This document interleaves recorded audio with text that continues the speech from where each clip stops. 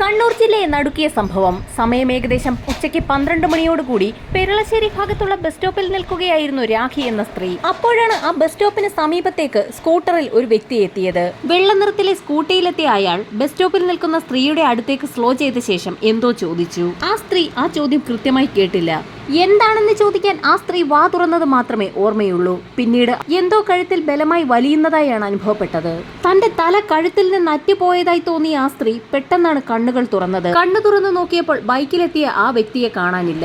കഴുത്തിന് അതിശക്തമായ വേദന അനുഭവപ്പെട്ട സ്ത്രീയുടെ ഉറക്കെയുള്ള നിലവിളി ശബ്ദം കേട്ടുകൊണ്ട് തൊട്ടടുത്ത പറമ്പിൽ ജോലി ചെയ്തുകൊണ്ടിരിക്കുകയായിരുന്ന തൊഴിലുറപ്പ് സ്ത്രീകൾ അവിടേക്ക് ഓടിയെത്തി. അപ്പോഴാണ് തന്റെ കഴുത്തിൽ കിടന്ന 5.5 പവനോളം തൂക്കം വരുന്ന സ്വർണ്ണമാല കാണാനില്ല എന്നുള്ള വിവരം രാഖി മനസ്സിലാക്കിയത്. രാഖിയുടെ നിലവിളി ശബ്ദം കേട്ടുകൊണ്ട് തൊട്ടടുത്ത കടയിലുണ്ടായിരുന്നവരും ആ സമീപ പ്രദേശങ്ങളിൽ കൂടി നടന്നുപോയ ആളുകളുമൊക്കെ അവിടേക്ക് ഓടിയെത്തി.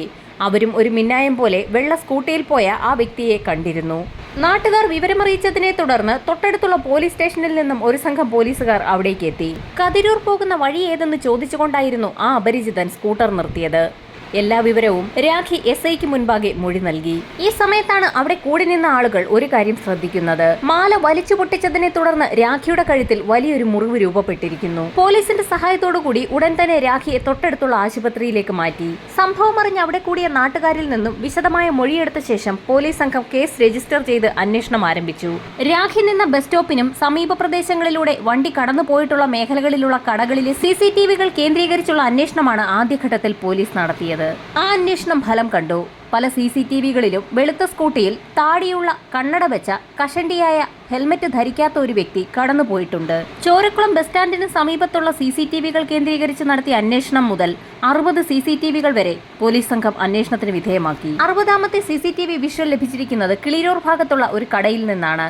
പെരളം പുലിയൂട്ട് റോഡിലൂടെയാണ് പ്രതി രക്ഷപ്പെട്ടിരിക്കുന്നതെന്നും പോലീസ് കണ്ടെത്തി. പ്രതി ഒരു ലോക്കൽ വ്യക്തിയാണെന്ന് നിഗമനത്തിലെത്തിയ പോലീസ് സംഘം CCTV വിഷ്വലുകളുടെ കോപ്പിയെടുത്ത് ആ പ്രദേശവാസികളെയും കടകളിലുള്ള ആളുകളെയും ഒക്കെ കാണിച്ചു തുടങ്ങി. വളരെ വേഗം പ്രതിയെ പിടികൂടാനാകുമെന്ന് കരുതിയ പോലീസ് സംഘത്തിന് തെറ്റി. ഒരാൾ പോലും ആ വ്യക്തിയെ തിരിച്ചറിഞ്ഞില്ല. തുടർച്ചയായ 3 ദിവസവും പ്രതിയുടെ CCTV വിഷ്വലുകളുമായി പോലീസ് കടകളായ കടകളൊക്കെ കയറിയിറങ്ങി അന്വേഷണം നടത്തിയെങ്കിലും ഒരു വിവരവും ലഭിച്ചില്ല. ഒടുവിൽ 3-ാം ദിവസം വൈകുന്നേരമായപ്പോൾ അപ്രതീക്ഷിതമായി ഒരു വ്യക്തി പോലീസ് സ്റ്റേഷനിലേക്ക് കടന്നു വന്നു. പോലീസിന്റെ കൈവശമുള്ള CCTV ദൃശ്യങ്ങളിലെ വ്യക്തിയെ തനിക്കറിയാമെന്ന് വാദിച്ചുകൊണ്ടായിരുന്നു ആ വ്യക്തി വന്നത്. CCTV വിഷ്വലുകളിലുള്ള വ്യക്തി വർഷങ്ങളായി ഗൾഫിലാണ്. കഴിഞ്ഞ കുറച്ച് നാളുകളെ ആയിട്ടുള്ളൂ നാട്ടിലേക്ക് വന്നിട്ട്.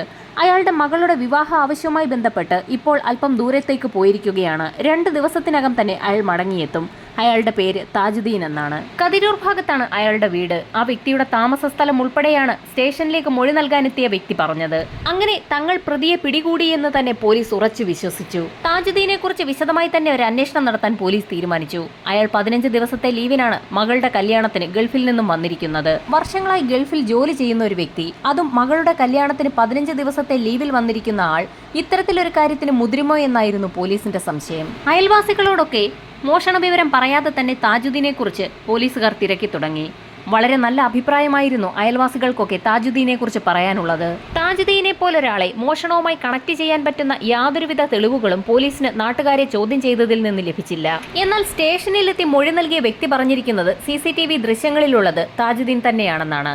അങ്ങനെ പോലീസിനാകെ കൺഫ്യൂഷനായി. പോലീസിന്റെ അന്വേഷണം പുരോഗമിക്കുന്ന സാഹചര്യത്തിൽ നേരത്തെ സ്റ്റേഷനിലെത്തി താജുദ്ദീനെതിരെ മൊഴി നൽകിയ വ്യക്തി വീണ്ടും പോലീസ് സ്റ്റേഷനിലേക്ക് വിളിച്ചു. മകളുടെ വിവാഹവുമായി ബന്ധപ്പെട്ടാണ് താജുദ്ദീനും കുടുംബവും ദൂരെ ഒരു സ്ഥലത്തേക്ക് പോയിരിക്കുന്നത്. വിവാഹം കഴിഞ്ഞ് തൊട്ടടുത്ത ദിവസം തന്നെ താജുദ്ദീനും കുടുംബവും മടങ്ങിയെത്തും.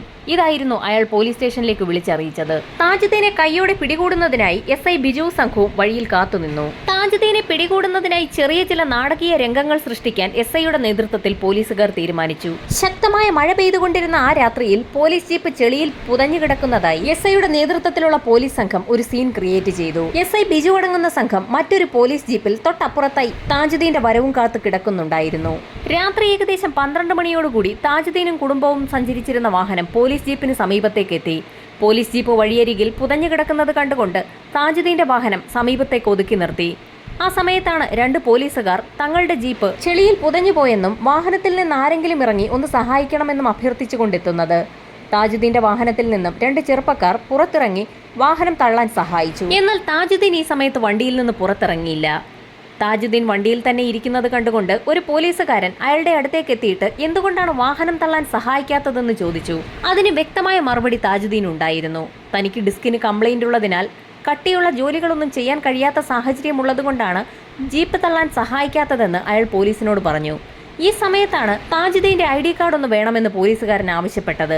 താജുദ്ദീൻ ഉടൻ തന്നെ തന്റെ പേഴ്സിൽ നിന്നും ID കാർഡ് എടുത്ത് പോലീസുകാരന് കൈമാറി. അയാൾ ആ ID കാർഡുമായി SI ബിജുവിന്റെ അടുത്തേക്ക് എത്തി. ബിജുവിന്റെ നിർദ്ദേശം കിട്ടിയതും 2 ജീപ്പുകളിൽ നിന്നും 8ഓളം പോലീസുകാർ പൊടുന്നനെയായിരുന്നു താജുദ്ദീനെ വളഞ്ഞത്. എന്താണ് സംഭവിക്കുന്നതെന്ന് മനസ്സിലാകാതെ താജുദ്ദീൻ അപ്പോഴും അമ്പരന്ന് നിൽക്കുകയായിരുന്നു. താജുദ്ദീന് സമീപത്തേക്ക് എത്തിയ SI ബിജു അയാളോട് കാര്യങ്ങൾ തുറന്നു പറഞ്ഞു. ഏതാനും ദിവസങ്ങൾക്ക് മുൻപ് ചോരക്കുളം ബസ് സ്റ്റാൻഡിൽ നിന്നിരുന്ന രാഖി എന്ന സ്ത്രീയുടെ 5.5 പവനോളം തൂക്കം വരുന്ന മാല താജുദ്ദീൻ സ്കൂട്ടറിലെത്തി പൊട്ടിച്ച് കടന്നു കളഞ്ഞു എന്നൊരു കംപ്ലൈന്റ് കിട്ടിയിട്ടുണ്ടെന്നായിരുന്നു SI പറഞ്ഞത്. അത് കേട്ട താജുദ്ദീൻ അക്ഷരാർത്ഥത്തിൽ നടുങ്ങിപ്പോയി. തനിക്കൊന്നും അറിയില്ല എന്ന് അയാൾ പോലീസിനോട് ആവർത്തിച്ചു പറഞ്ഞു. അപ്പോഴേക്കും വാഹനത്തിലുണ്ടായിരുന്ന താജുദ്ദീന്റെ ഭാര്യയും 2 ആൺമക്കളും അവിടേക്ക് ഓടിയെത്തി. തന്റെ ഭർത്താവ് ഒരിക്കലും അങ്ങനെയൊന്നും ചെയ്യില്ല എന്ന് ആ സ്ത്രീ ആവർത്തിച്ചു പറഞ്ഞു. എന്നാൽ പോലീസുകാർ അവർക്ക് കൈവശമുണ്ടായിരുന്ന CCTV ദൃശ്യങ്ങൾ ആ സ്ത്രീയെ കാണിച്ചു കൊടുത്തു. വളരെ അമ്പരപ്പോടുകൂടിയായിരുന്നു അവർ ആ ദൃശ്യങ്ങൾ കണ്ടത്. കൂടുതൽ എന്തെങ്കിലും പറയാൻ കഴിയും മുമ്പ് തന്നെ SI സംഘവും താജുദ്ദീനെ പോലീസ് ജീപ്പിലേക്ക് കയറ്റിയിരുന്നു. നേരം അർദ്ധരാത്രി പിന്നിട്ടതിനാൽ തൊട്ടടുത്ത ദിവസമാണ് ചോദ്യം ചെയ്യൽ ആരംഭിച്ചത്. ചോദ്യം ചെയ്യൽ പൂർത്തിയാക്കിയ ശേഷം താജുദ്ദീനുമായി തെളിവെടുപ്പിനായി അയാളുടെ വീട്ടിലേക്ക് എത്തി. വീടിനുള്ളിൽ തിരച്ചിൽ നടത്തിയ SI സംഘവും ഒരു റിസ്റ്റ് വാച്ചും 56,000 രൂപയും ഒരു ഷർട്ടും തെളിവായി ആ വീട്ടിൽ നിന്ന് ശേഖരിച്ചു. ബസ് സ്റ്റോപ്പിൽ നടന്ന മാലമോഷണം നടത്തിയിരിക്കുന്നത് താജുദ്ദീൻ എന്ന വ്യക്തിയാണെന്നും അയാളെ പോലീസ് അറസ്റ്റ് ചെയ്തു എന്നുമുള്ള വാർത്ത നാടാകെ പരന്നു. മാലമോഷണം നടന്ന ബസ് സ്റ്റാൻഡിന് സമീപത്തും തെളിവെടുപ്പിനായി താജുദ്ദീനുമായി പോലീസ് സംഘം എത്തി. സംഭവം നടന്ന സമയത്ത് അവിടേക്ക് ഓടിക്കൂടിയ അന്നത്തെ അതേ തൊഴിലുറപ്പ് സ്ത്രീകളെയൊക്കെ അവിടെ വിളിച്ചു വരുത്തി ചോദ്യം ചെയ്തു. ഏകദേശം താജുദ്ദീനെ പോലെ തന്നെ ഇരിക്കുന്ന ഒരു വ്യക്തി തന്നെയാണെന്ന് മോഷണം നടത്തിയതെന്ന് ആ സ്ത്രീകൾ മൊഴി നൽകി. എന്നാൽ കൂട്ടത്തിൽ ഒരു സ്ത്രീ അന്ന് മോഷണം നടത്തിയ വ്യക്തിക്ക് താജുദ്ദീനേക്കാൾ കുറച്ചുകൂടി തടിയുണ്ടായിരുന്നു എന്ന് മൊഴി നൽകി. എന്നാൽ മുഖം ഏകദേശം താജുദ്ദീന്റേതുപോലെ തന്നെയാണെന്നും അവർ കൂട്ടിച്ചേർത്തു. സംഭവം നടന്ന ദിവസം ചോരക്കുളം ബസ് സ്റ്റോപ്പിന് സമീപത്തുകൂടി വെള്ള സ്കൂട്ടി ഓടിച്ചുകൊണ്ടുപോയത് താജുദ്ദീൻ തന്നെയെന്ന് അവിടെ കൂടിയ ഒട്ടുമിക്ക ആളുകളും പോലീസിന് മൊഴി നൽകി. എന്നാൽ അപ്പോഴും താൻ ഇതൊന്നും ചെയ്തിട്ടില്ല, തനിക്കൊന്നും അറിയില്ല എന്നുള്ള കാര്യത്തിൽ തന്നെ താജുദ്ദീൻ ഉറച്ചു നിന്നു. തെളിവെടുപ്പ് പൂർത്തിയാക്കിയ പോലീസ് സംഘം തിരികെ പോലീസ് സ്റ്റേഷനിൽ മടങ്ങിയെത്തിയപ്പോൾ താജുദ്ദീന്റെ ബന്ധുക്കളൊക്കെ അവിടെ എത്തിയിരുന്നു. മാലമോഷണവുമായി ബന്ധപ്പെട്ടുള്ള പോലീസ് അന്വേഷണം തീർത്തും തെറ്റാണെന്നും തന്റെ ഭർത്താവ് ഈ മോഷണം നടന്നു എന്ന് പറയുന്ന സമയത്ത് മറ്റൊരു സ്ഥലത്തായിരുന്നു എന്നും അതിന് വ്യക്തമായ തെളിവുകൾ തന്റെ പക്കലുണ്ടെന്നും താജുദ്ദീന്റെ ഭാര്യ പോലീസിനോട് പറഞ്ഞു. എന്നാൽ താജുദ്ദീനെ നിരവധി ആളുകൾ തിരിച്ചറിഞ്ഞു എന്നും പോലീസ് അന്വേഷണം വഴിതെറ്റിക്കാനാണ് താജുദ്ദീന്റെ ബന്ധുക്കളുടെ ശ്രമമെന്നുമായിരുന്നു SI സംഘവും ആരോപിച്ചത്. താജുദ്ദീന്റെ കുടുംബം അയാൾ നിരപരാധിയാണെന്ന് തെളിയിക്കുന്ന പല തെളിവുകളും പോലീസിനെ കാണിക്കാൻ ശ്രമിച്ചെങ്കിലും അതൊന്നും പോലീസ് സംഘം കൈക്കൊണ്ടില്ല. അതിന് കാരണം പോലീസ് കളക്ട് ചെയ്ത CCTV ദൃശ്യങ്ങളിലുള്ളത് താജുദ്ദീൻ തന്നെയാണെന്നുള്ള പോലീസിന്റെ ഉറച്ച വിശ്വാസമായിരുന്നു. പ്രതി താജുദ്ദീൻ തന്നെയെന്ന് ഉറപ്പിച്ച പോലീസ് സംഘം തൊട്ടടുത്ത ദിവസം തന്നെ താജുദ്ദീനെ തലശ്ശേരിയിലെ സിവിൽ ആൻഡ് ക്രിമിനൽ കോടതിയിൽ ഹാജരാക്കി. അയാൾക്കെതിരെയുള്ള കുറ്റങ്ങൾ വായിച്ചു കേട്ട ഉടൻ തന്നെ കോടതി താജുദ്ദീനോട് ഒരു കാര്യം ചോദിച്ചു: താങ്കൾ കുറ്റം ചെയ്തിട്ടുണ്ടോ എന്ന്. എന്നാൽ താൻ ഒരു തെറ്റും ചെയ്തിട്ടില്ല എന്ന് താജുദ്ദീൻ ആവർത്തിച്ച് പറഞ്ഞു. അയാളെ 15 ദിവസം റിമാൻഡ് ചെയ്തു. താജുദ്ദീൻ പറയുന്ന കാര്യങ്ങളൊന്നും തന്നെ ആരും ചെവിക്കൊണ്ടില്ല. റിമാൻഡ് കാലാവധിയിൽ ജാമ്യത്തിന് ശ്രമിച്ചെങ്കിലും ജാമ്യം ലഭിച്ചില്ല. താജുദ്ദീന്റെ അറസ്റ്റ് ഗൾഫിലെ അദ്ദേഹത്തിന്റെ ബിസിനസിനെയും കാര്യമായി തന്നെ ബാധിച്ചു. ഇതോടൊപ്പം തന്നെ അയൽക്കാരും ആ കുടുംബത്തെ ആക്ഷേപിച്ചു തുടങ്ങി. അന്ന് എന്താണ് യഥാർത്ഥത്തിൽ സംഭവിച്ചതെന്നറിയുന്നതിനായി താജുദ്ദീനെ ഉറച്ചു വിശ്വസിച്ച അയാളുടെ കുറച്ച് സുഹൃത്തുക്കൾ ജയിലിലെത്തി താജുദ്ദീനെ കണ്ടു. വിശദമായി തന്നെ അന്ന് നടന്ന സംഭവങ്ങളൊക്കെ അന്വേഷിക്കുകയും ചെയ്തു. സംഭവം നടന്ന ദിവസം രാവിലെ മുതൽ അന്ന് വൈകുന്നേരം വരെ ഉണ്ടായ മുഴുവൻ കാര്യങ്ങളും താജുദ്ദീൻ സുഹൃത്തുക്കളോട് പറഞ്ഞു. താജുദ്ദീൻ പറഞ്ഞ കാര്യങ്ങൾ തന്നെയാണ് അദ്ദേഹത്തിന്റെ വീട്ടുകാരും പറഞ്ഞത്. ഇതിൽ നിന്നും താജുദ്ദീന്റെ കാര്യത്തിൽ എന്തോ ചില ഗെയിം നടക്കുന്നുണ്ടെന്ന് തന്നെ സുഹൃത്തുക്കൾക്ക് മനസ്സിലായി. സുഹൃത്തുക്കൾ ഒരു കാര്യം തീരുമാനിച്ചു: സംഭവം നടന്ന ദിവസം താജുദ്ദീൻ എവിടെയൊക്കെ ആയിരുന്നു എന്നുള്ളതിന് വ്യക്തമായ തെളിവുകൾ സംഘടിപ്പിക്കാൻ കഴിഞ്ഞാൽ കോടതിയിൽ ഒരു പക്ഷേ അദ്ദേഹത്തിന് അനുകൂല വിധി നൽകിയേക്കും. താജുദ്ദീൻ പറഞ്ഞതനുസരിച്ച് സംഭവം നടന്ന ദിവസം ഏകദേശം 11:30 മണിയോടുകൂടി അയാൾ കതിരൂരിൽ എത്തിയിട്ടുണ്ട്. അത് ശരിയാണോ എന്നറിയുന്നതിനായി സുഹൃത്തുക്കൾ കതിരൂർ ജംഗ്ഷനിൽ സംഭവം നടന്ന ദിവസം 11:30 മണിക്കുള്ള CCTV ദൃശ്യങ്ങൾ ശേഖരിച്ചു. സമീപത്തുള്ള കടകളിലേക്ക് CCTV ദൃശ്യങ്ങൾ ശേഖരിച്ച സമയത്താണ് വളരെ നിർണായകമായ ഒരു ദൃശ്യം സുഹൃത്തുക്കൾക്ക് ലഭിക്കുന്നത്. മാലമോഷണം നടന്നിരിക്കുന്നത് ചോരക്കുളം ബസ് സ്റ്റോപ്പിലാണ്. ചോരക്കുളം ബസ് സ്റ്റോപ്പും കതിരൂരും തമ്മിൽ ഏകദേശം 9 കിലോമീറ്റർ ദൂരമുണ്ട്. 11:55 കതിരൂർ ജംഗ്ഷനിൽ കാണുന്ന താജുദ്ദീന്റെ ഡ്രസ്സും 12:10 ചോരക്കുളം ബസ് സ്റ്റാൻഡിന് സമീപത്ത് കാണുന്ന കടകളിലെ CCTV ദൃശ്യങ്ങളിൽ കാണുന്ന മോഷ്ടാവിന്റെ ഡ്രസ്സും രണ്ടാണ്. 11:55 കതിരൂർ ജംഗ്ഷനിൽ നിൽക്കുന്ന താജുദ്ദീന് മോഷ്ടാവിന്റെ അതേ ഡ്രസ്സിൽ അതേ വെളുത്ത സ്കൂട്ടിയിൽ എങ്ങനെ പാഞ്ഞാലും 12:10 ചോരക്കുളം ബസ് സ്റ്റോപ്പിന് സമീപം എത്താൻ കഴിയില്ല. സുഹൃത്തുക്കൾക്ക് ആ കാര്യം ഉറപ്പായി. ഈ സമയത്തായിരുന്നു താജുദ്ദീന്റെ ഭാര്യ നിർണായകമായ ഒരു ബാങ്ക് സ്റ്റേറ്റ്മെന്റ് സുഹൃത്തുക്കൾക്ക് കൈമാറുന്നത്. സംഭവം നടന്ന ദിവസം പോലീസ് തെളിവെടുപ്പിനെത്തിയപ്പോൾ വീട്ടിൽ നിന്ന് കണ്ടെത്തിയ 56,000 രൂപ ബാങ്കിൽ നിന്നും താജുദ്ദീൻ തന്നെ പിൻവലിച്ചതാണ്. ബാംഗ്ലൂരിൽ പഠിക്കുന്ന മകന്റെ പഠന ആവശ്യത്തിന് വേണ്ടിയാണ് ബാങ്കിൽ നിന്നും ആ തുക പിൻവലിച്ചത്. ഇതിനു പുറമെ സുഹൃത്തുക്കൾ വളരെ നിർണായകമായ മറ്റൊരു ഡേറ്റ കൂടി കളക്ട് ചെയ്തു. സംഭവം നടന്ന ദിവസത്തെ അതേ സമയത്തെ താജുദ്ദീന്റെ മൊബൈൽ ടവർ ലൊക്കേഷനായിരുന്നു അത്. സംഭവം നടന്ന സമയത്ത് ചോരക്കുളം ബസ് സ്റ്റാൻഡിന് സമീപത്തുള്ള ഒരു മൊബൈൽ ടവർ ലൊക്കേഷനിൽ പോലും താജുദ്ദീൻ ഉണ്ടായിരുന്നില്ല. എങ്കിലും പോലീസുകാർ കാണിച്ച മാലമോഷ്ടാവിന്റെ അന്നത്തെ CCTV വിഷ്വൽസ് എല്ലാം സുഹൃത്തുക്കളും താജുദ്ദീന്റെ ബന്ധുക്കളും ചേർന്ന് ഒന്നുകൂടി കണ്ടുനോക്കി.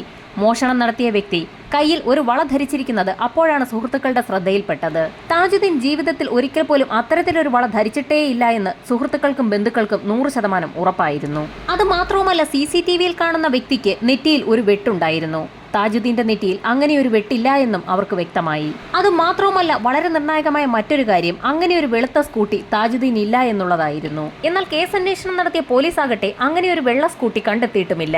താജുദ്ദീനെ അനുകൂലിക്കുന്ന നിരവധി തെളിവുകളാണ് അയാളുടെ കുടുംബം കണ്ടെത്തിയിരിക്കുന്നത്. ഒരിക്കൽ സ്റ്റേഷനിലെത്തി താജുദ്ദീന്റെ നിരപരാധിത്വം തെളിയിക്കാൻ ശ്രമിച്ചെങ്കിലും അവരത് കൈക്കൊള്ളാത്ത സാഹചര്യത്തിൽ താജുദ്ദീന്റെ കുടുംബം എഴുതി തയ്യാറാക്കിയ പരാതിയും താജുദ്ദീനെ അനുകൂലിക്കുന്ന തെളിവുകളും ഫോട്ടോഗ്രാഫ്സും ഒക്കെയായി നേരെ തിരുവനന്തപുരത്തെത്തി DGPയെ കാണാൻ തീരുമാനിച്ചു. ആ തെളിവുകളിലൂടെ കടന്നുപോയ DGPക്ക് പോലീസ് അന്വേഷണം തെറ്റായ ദിശയിലാണ് നടക്കുന്നതെന്ന് വ്യക്തമായി. അന്വേഷണത്തിന് പുതിയൊരു സംഘത്തെ നിയോഗിക്കുകയും ചെയ്തു. ഈ സമയത്തായിരുന്നു താജുദ്ദീൻ ജാമ്യത്തിൽ പുറത്തിറങ്ങുന്നത്. പുറത്തിറങ്ങിയ അദ്ദേഹം തിരുവനന്തപുരത്തെത്തി സുഹൃത്തുക്കളായ രാഷ്ട്രീയ നേതാക്കളുടെ സഹായത്തോടുകൂടി മന്ത്രിക്കും പ്രതിപക്ഷ നേതാവിനുമൊക്കെ പരാതി നൽകി. വാർത്താ മാധ്യമങ്ങളിലൊക്കെ പ്രചരിച്ച സമയത്തായിരുന്നു ചോരക്കുളത്ത് മോഷണം നടത്തിയ വ്യക്തിയെ തനിക്കറിയാമെന്ന് പറഞ്ഞുകൊണ്ട് ഒരു വ്യക്തി വാർത്തയ്ക്ക് താഴെ കമന്റ് ഇടുന്നത്. ഉടൻ തന്നെ ആ കമന്റ് ഇട്ട വ്യക്തിയെ കണ്ടെത്തി.